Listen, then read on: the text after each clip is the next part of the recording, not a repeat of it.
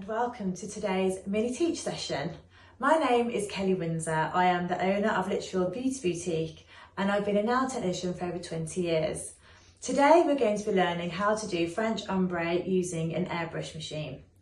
By the end of today's session we will learn the essential tools needed, how to achieve seamless gradients for a classic ombre French, and troubleshoot common mistakes, and how to correctly clean the machine.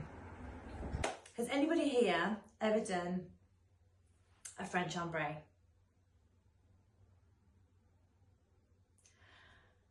And has anyone here ever used an airbrush machine?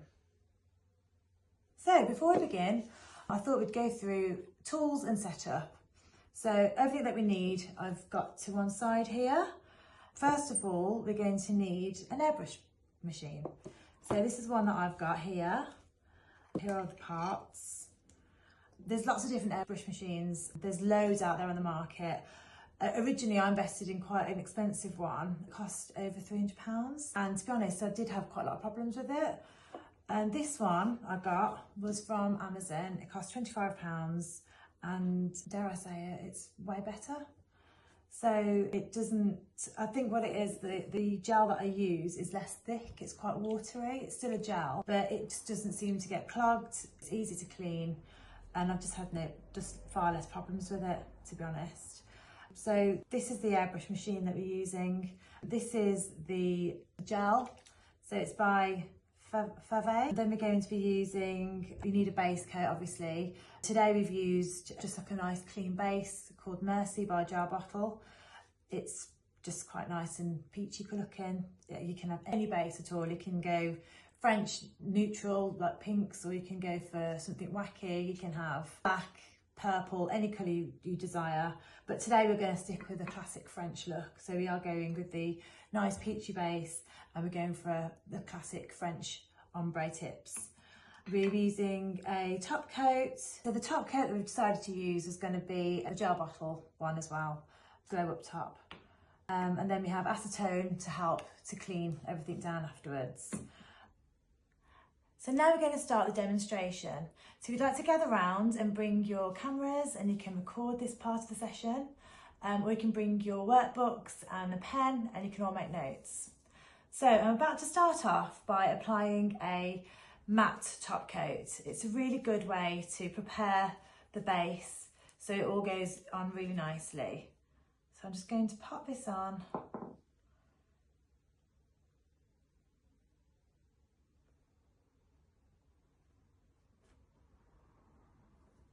Making sure there's no little bits in there.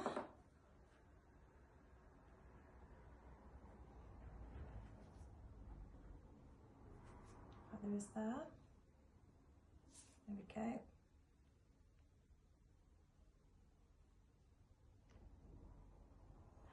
The matte top coat is a great way to make it prime, and it doesn't slip. It just goes on really nicely. So I'm just going to put that on for 30 seconds. Right, there we go.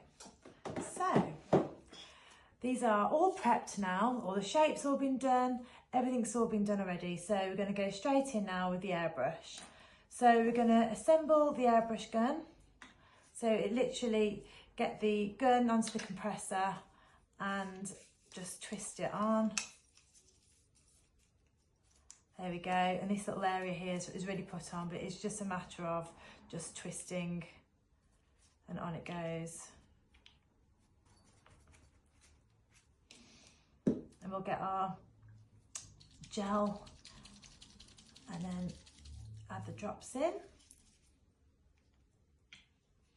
It's going to do about 6 to 8 drops.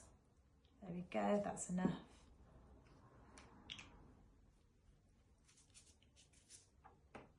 So to start off, we press and hold, and then we're going to pull the lever back really carefully. First of all, I like to start off by just checking to see how the flow comes out. So usually I do it on the back of my black glove because I can see better, but as I am the model, I'm going to just pop it on the back of here. I can see very well.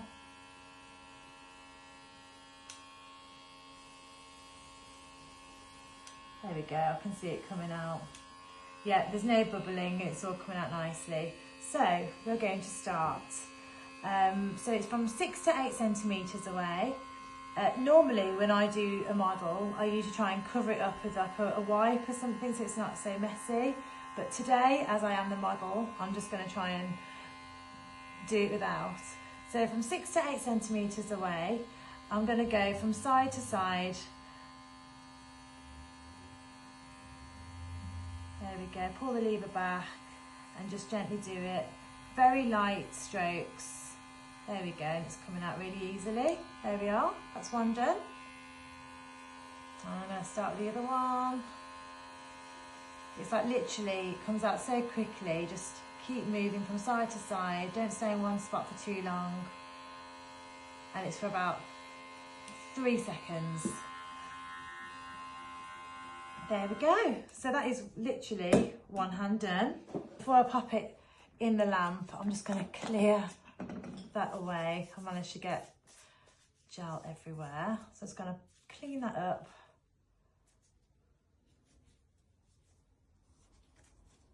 Clean those side walls. Make sure I don't get it anywhere.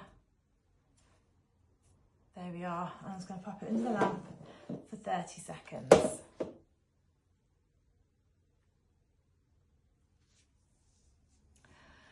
Now that could be enough for some people. That is, you know, it's quite a nice even gradient, but some people might want it a little bit stronger. For the sake of today's demonstration, I'm just going to go through it with you again. So 30 seconds are up. So we're going to grab the gun again, and we're going to start with light layers again, building up gradually. It's always easier to add more than to take away. So 6 to 8 centimetres, and we're going to just gently move from side to side, getting that lovely smile line.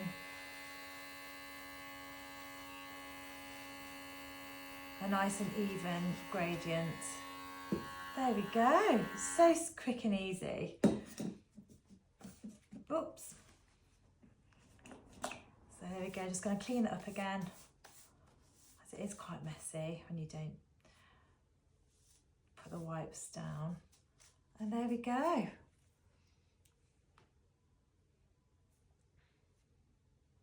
That's a really nice, easy French.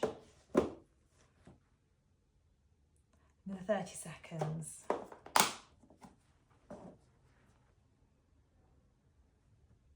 There we go.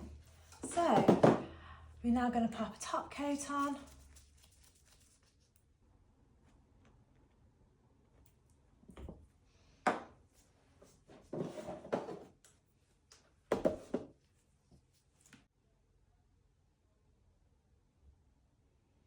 There we are. A classic French Ombrè, achieved within a matter of minutes. Very quick and easy. I keep on saying how quick and easy it is, but it does take practice. It is a skill. The main things are just practicing your pressure. So get it on the back of a glove, get it on somewhere you can really see. On a white cloth isn't always the best way. And just practice and make some patterns, some swirls, and just try and get that get that gradient, get going. We're at the final stage of today's mini teach session. I'm going to talk you through step by step on how to clean your gun effectively and troubleshoot some common problems. Airbrush is renowned for being simple and ridiculously quick and easy to use, but this can only be achieved with a clean airbrush gun. Skipping this step will only cause problems and your next appointment eating into your treatment time, which can get quite stressful. So we have covered what we do at the end of each use. Now we're going to cover how to do a deep clean. Now I tend to do this at the end of each day, no matter if I've used it once or 10 times that day. I always do it at the end to make sure there's no more problems at my next appointment. So I'm going to start off by removing any excess gel from the well here. And then I'm going to disconnect the gun from the compressor.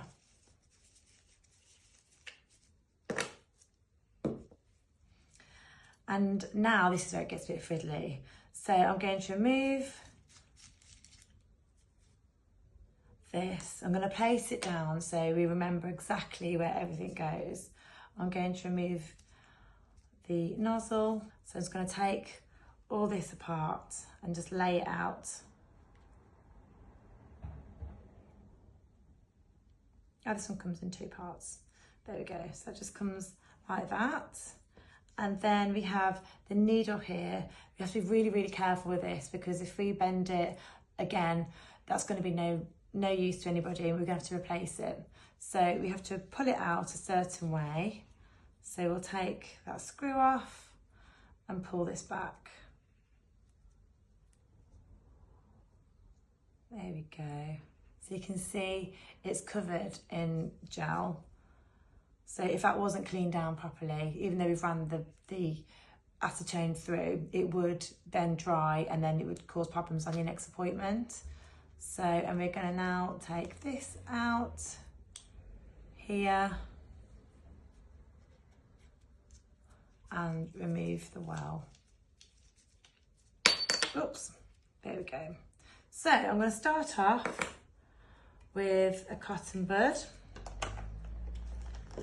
and get some acetone on it, and then just clean every little area that I can see. There we are. There, if you can see, it's full of gel. So I'm just going to take that out. Looks nice and clean. And then do the top area. There we go. That looks nice and clean. I can't see any more gel in there. And then I'm going to pick up the needle and just run some acetone across and make sure that's all nice and clean too. There we go.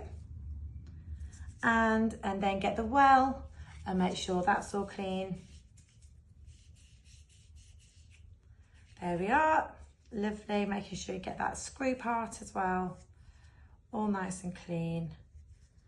And then run the cotton bud through there just to make sure you can get in there as well. There we go. Right, now that all looks very clean, and that was quite simple, wasn't it? Now this is the hard bit, is putting it back together again. So we are going to start off by getting the gun, and we're going to pull back where the trigger will go. I'm going to start off there. We're going to make sure the grooves are on this side of me to my right, and then push it back in, making sure that is nice and straight. We are then going to put the needle back through. Now we need to make sure that with the needle, we're very, very gentle with this, making sure we don't damage this area. If we do, we're going to have to get a new needle. So we're going to pop it through backwards, making sure that we don't damage that needle. It can be quite tricky sometimes, but just try and pop that through. And then just make sure you've got a little area poking out. Then we get our nozzle area and get these 2 pieces, pop them back in to another. They just fit together like that. And then we pop them on really gently, making sure we don't damage that needle. And then just twist it on. There we go. And then we put this screw back on there where that spring is, and then that just covers the whole of the back. That goes on. And then finally the well goes back on. Then we put it onto the compressor.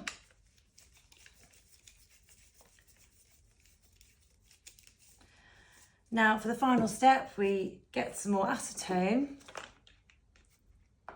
and we run that through. So a tiny little amount. And then we just make sure that there's no bubbles and that runs through nice and clear.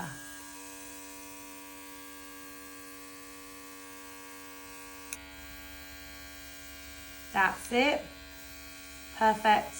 No bubbling. Coming through really clean, fast and easy.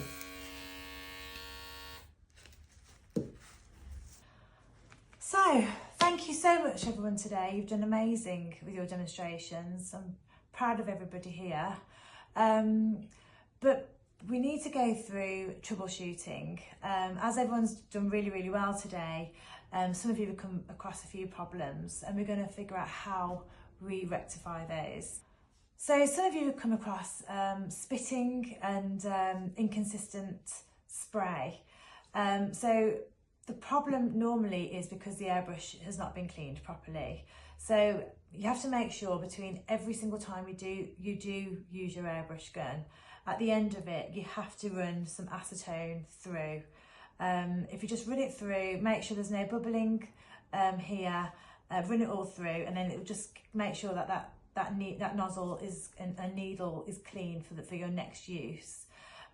Make sure that at the end of each day, you take the nozzle apart completely and clean it thoroughly. Otherwise, this will happen. I've been known before when I've tried to get my airbrush gun out before, this area, the gel actually starts to bubble. It bubbles up and it completely blocks, and it just adds so much more time to your appointment, which is, as you all know, time is precious when you're doing nails, especially when you've got another client waiting. So one of the other ones, one of the main ones is inconsistent ombre gradient. So that is usually when you get like a harsh line, is because you have sprayed either too close or you've not moved it enough, like you've just stayed in the same place. So you have to make sure that you do light movements. So you start with light layers. So you always start 6 to 8 centimetres away, light pressure, gently pull the lever back, and just use small, gentle side to side motion, making sure that you never stay in one place for too long. If you pull it back far too quickly and far too harshly, it's just going to shoot out and create that harsh line, which is not what you want. You want to make sure it's all nice and blended. Another problem that we sometimes come across is everything's gone really well, the gel has gone on really nicely, that we've been blending it really well, but then you'll find you'll have some lumps or marks in the nail plate on the gel. That usually can be debris on the nails, so always make sure that once you've filed and before you put your top coat on, make sure it's a totally clean nail plate. Make sure, sometimes if you've got some kind of like oil on there, it just won't sit properly. So make sure that you use your acetone and really clean thoroughly all around the side walls, all around the cuticle area, and just make sure it's completely clean before you paint on your matte top coat. Any more questions? Thank you so much for joining us on our mini teach session today.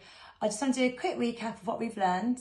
We've covered what tools we need, how to do a French ombre, and the importance of cleaning your equipment and troubleshooting common problems. So before we finish, let's just ask ourselves a few questions. What was it that you felt confident about today? Is there anything that you do differently next time? And what small tweaks would you take to make your ombre from good to great? You've all done exceptionally well today. I'm so proud of each and every one of you. Thank you for joining me, and remember, practice makes progress. Thank you.